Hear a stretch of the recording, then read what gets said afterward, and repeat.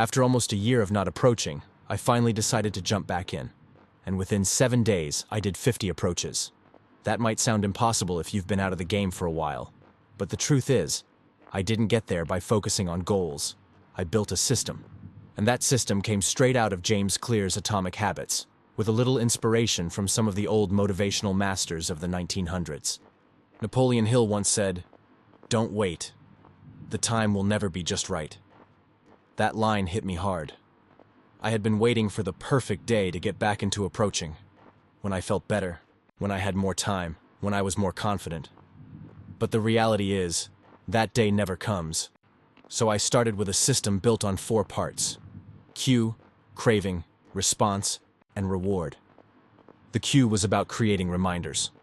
I joined a day game accountability chat, posted updates, and read what others were doing. Every time I saw a notification, it pulled approaching back into my awareness.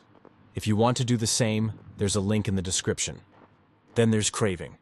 Dale Carnegie, in How to Win Friends and Influence People, wrote that humans crave recognition more than anything else. For me, the craving was about channeling energy in a better direction. Instead of numbing out on porn or endless scrolling, I used that craving as fuel. Even if I didn't approach anyone, walking for 30 to 60 minutes in a place where approaches were possible kept the fire alive. Next is response. Or as James Clear would say, lowering the bar. My response wasn't, "I need to get 5 numbers today." It was, say one thing to one person. A compliment. Asking where she's from. Andrew Carnegie once said, "Anything worth having comes with a price, and the price is always paid in advance." That price, in this case, is rejections. The small stumbles are actually deposits into the bank of confidence. And then we get to reward. Even a rejection counts, because the real reward is momentum. After each interaction, I felt socially energized. And when you start stacking that energy day after day, it becomes addictive in the right way. Now let's talk about habit stacking. James Clear says if you want to build a habit, link it to something you already do. For me, it was step count. I had a rule. Get out of the house, get my steps in, and at least walk where I could approach. The funny thing is, once you're already out, approaching becomes the natural next step. Plus, the social skills you sharpen bleed into work, friendships, and even family life. Environment design is another key. The night before, I laid out my clothes and shoes, picked where I'd go, and even where I'd park. Or as Hill put it, a goal is a dream with a deadline. The more concrete you make it, the less room there is for hesitation.